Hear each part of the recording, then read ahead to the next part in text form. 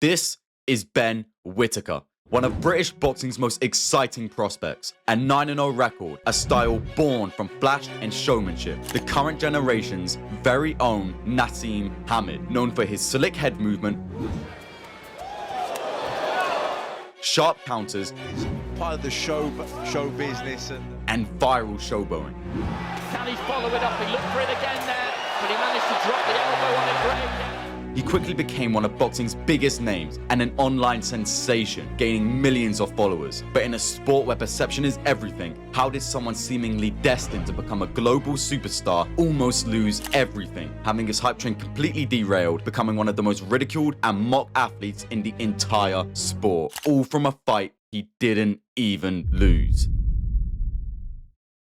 He started his career in the amateurs, rising fast in the scene, amassing over 60 bouts. He eventually earned himself a spot on Team GB, competing in the 2020 Tokyo Olympics. This is where fans got their first glimpse into his unorthodox style. While not nearly as flashy as what we see later on in his career, the makings of it were already beginning to show well before he even debuted as a professional. Unfortunately, his dreams of Olympic gold would be taken away as he tasted defeat against Arian Lopez in the finals with a razor-close split decision, obtaining a silver medal, missing Olympic gold by a mere inch. This is where Whittaker would first showcase his polarizing personality. You don't win silver, you lose gold. I feel like a failure.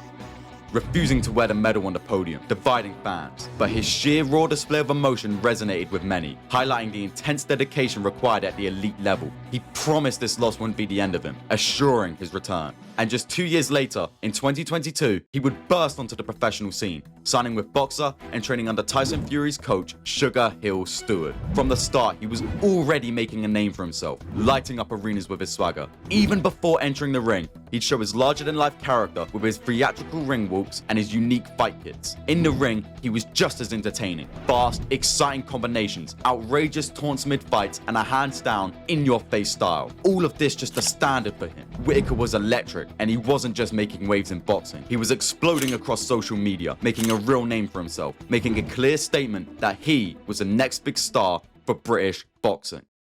Introducing the Olympic silver medalist, Surgeon Ben Whittaker!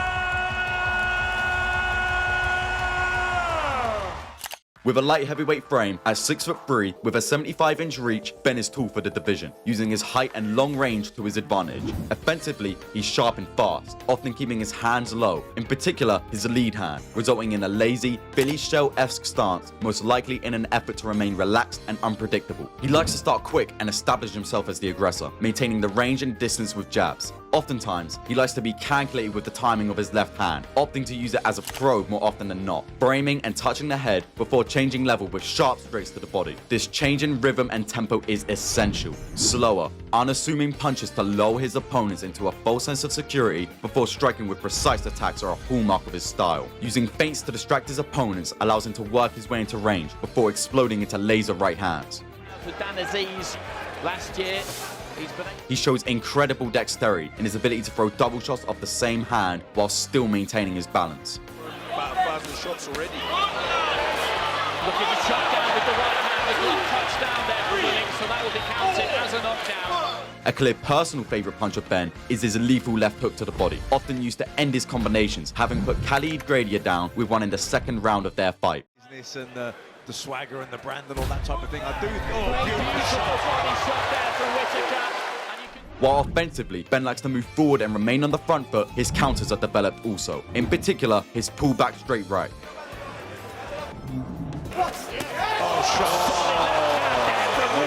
Of course, we can't forget his most brutal punch in his arsenal, the tap to the back of the head. While he has been criticised for a lack of real knockout power, he more than makes up for it by stopping most of his opponents with the volume and accuracy of his shots. Defensively, he relies heavily on his athletic head movement and sharp in-and-out footwork.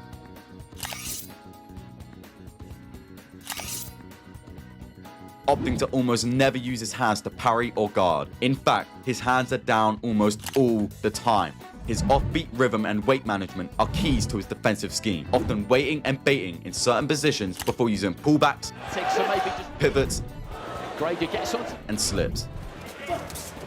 All of these movements are his bread and butter. It's stylish, but the movement is very exaggerated and athletic, making it incredibly risky as he leaves himself vulnerable to be timed. Enjoys. We may well get back to it. Due to this, he can often find himself out of position, leaving himself available to be hit. His lean back defense in particular leaves him exposed for clean follow-up shots.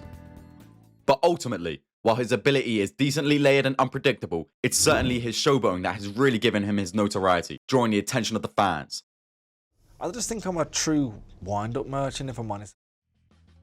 The dancing, patting opponents on the head, spinning in circles, and even taunting and talking to opponents and their corners mid-fight. Stop! He's getting pissed off! You shut up, you little rat! That's it! Rat! Impossible to ignore, but like most things Whittaker, it wasn't without controversy. His antics in the ring sparked backlash. Many of his opponents were journeymen with little skill, fighters brought in to give prospects like himself experience, not competition. The question was, could he maintain this flair against tougher opponents, or was he all style and no substance? The fans wouldn't have to wait long to see him face a real challenge, as in late 2024, Whittaker landed an opportunity to fight on the biggest stage yet, the undercard of a massively anticipated Riyad season card headlined by Beterbiev and Bivol. His opponent, Liam Cameron, a rugged, walk-forward fighter, former Commonwealth champion with 3 times his own pro experience. Finally, a real test. But with Whittaker's star continuing to grow, his consistently entertaining fights going viral, with win after win after win, Whittaker remained confident that this would be another walk in the park for him. And they don't really believe in what they're saying. He truly believes that he's destined. But from the opening bell, something was off, and his performance couldn't have been described as anything but a complete and utter disaster. The showboating that had given him his fame had vanished. Ben looked serious, respectful, focused, but instead of this elevating his game, he regressed. His game plan was all wrong for dealing with a fighter like Liam, and his approach to this fight was borderline suicidal. His once sharp jab that helped maintain his distance in the past wasn't nearly as active as it needed to be. The unpredictable head movement replaced by an unmoving, stiff high guard. Whittaker promised to punch the big nose off of him. His signature footwork, once used to move in and out defensively, was nowhere to be seen. Instead, he stood flat-footed, inviting Liam Cameron to land his combinations at will.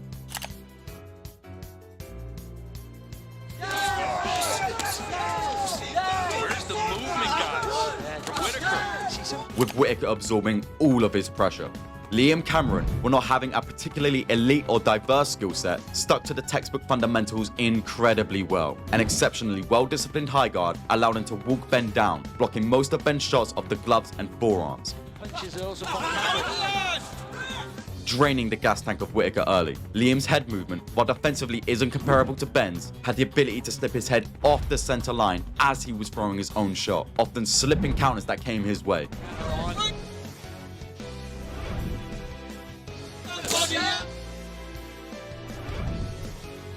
Whittaker's inability to adjust and land anything with any real significance or damage clearly affected his discipline within this fight. As the rounds went on, it was clear the intense pressure of Liam was getting to Whittaker. By round 5, Whittaker was unraveling, trading in the pocket, visibly exhausted, and making poor defensive choices. The once untouchable, surgical Ben was now the one being taken apart, on the verge of taking his first professional defeat, a feeling he hadn't felt since the Olympics over 4 years ago. But in one of the most shocking and chaotic ends to a fight I've ever seen, Whittaker, with his back against the ropes and running out of options, clinched Liam and leaned back, toppling both fighters over the ropes, landing squarely out of the ring. In the fall, Whittaker had suffered an injury and was unable to continue, being taken out of the arena on a stretcher, resulting in a split decision technical draw. Controversy was immediate. Many felt Cameron was in control, particularly in the later rounds, and was robbed of a win. The injury was heavily questioned, with no medical reports to prove its legitimacy shown to the public, and Whittaker's silence about the details of it only fueling the conspiracy. What was the injury? Tell us what the injury is. I don't need to tell you because it's been done. Many felt Whittaker threw himself out on purpose to avoid the fight, with the larger narrative at play that Ben was a quitter, now labelled Whittaker. His aura was shattered, his heart called into question. The public perception had completely shifted against Ben, and the backlash he received was relentless, with most thinking that he had finally been exposed as a fraud who bullied weaker journeyman boxers but couldn't compete with anyone at the elite level. Determined to silence the doubters, Whittaker announced a rematch and made significant changes. He parted ways with Sugar Hill Stewart and began training under former world champion and respected tactician Andy Lee, spending 6 months away from the cameras and limelight to focus purely on his fight camp. The rematch was no longer just a fight, it was a test for Ben Whittaker's legitimacy. Everything was on the line, his talent was never in question, but this was about something deeper. Could he overcome real adversity? Could he silence the doubts now screaming from every corner of the boxing world? After the fallout from their first encounter, questions were being asked. Was his mind still sharp, or had the public ridicule broken something inside of him? This wasn't just about victory, it was about redemption.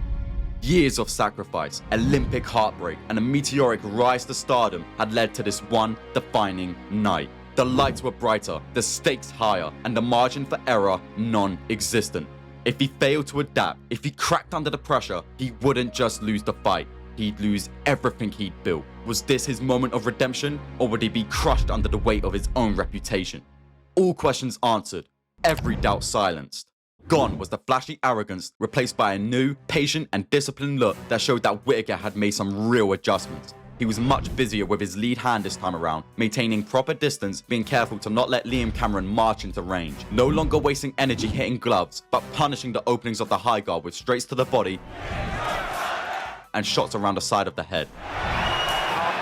Gone were the stationary exchanges of before. Now he hit, moved, pivoted, and reset. Classic defensive fundamentals layered with his offense. He made him miss and made him pay. Liam looked one-dimensional in comparison. By the end of the first round, Liam's nose was already bloody, and it didn't take much longer for Whittaker to find a finish. In the second round, Whittaker slipped Liam's jab, throwing a perfect pullback counter, a Whittaker signature.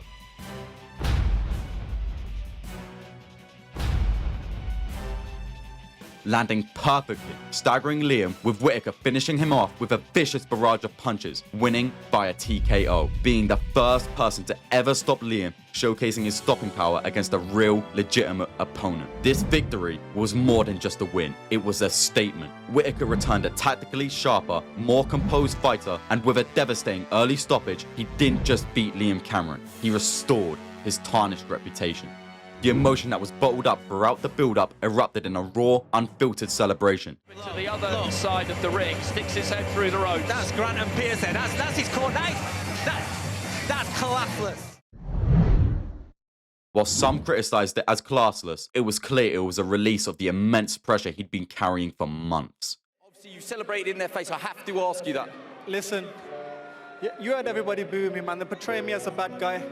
But at the end of the day, I worked very hard, my emotions came out, and I was roaring like a lion. His coach, Andy Lee, stood by him, emphasizing just how mentally taxing the road to victory was. The critics were silenced, the doubts erased. Ben Whittaker had reclaimed his name and earned his redemption. So, what's next for Whittaker? Having recently signed with Matchroom Boxing and now working under the guidance of Andy Lee, this can mark the beginning of a new, exciting chapter in his career. With a fight against Benjamin Gavazi on the horizon, all eyes will be on whether he can continue his rise through the ranks. Love him or hate him, Whittaker's unique mix of charisma and skill keeps boxing fresh and entertaining. If he continues to learn and evolve from setbacks like the one against Cameron, who knows just how far he can go in the sport.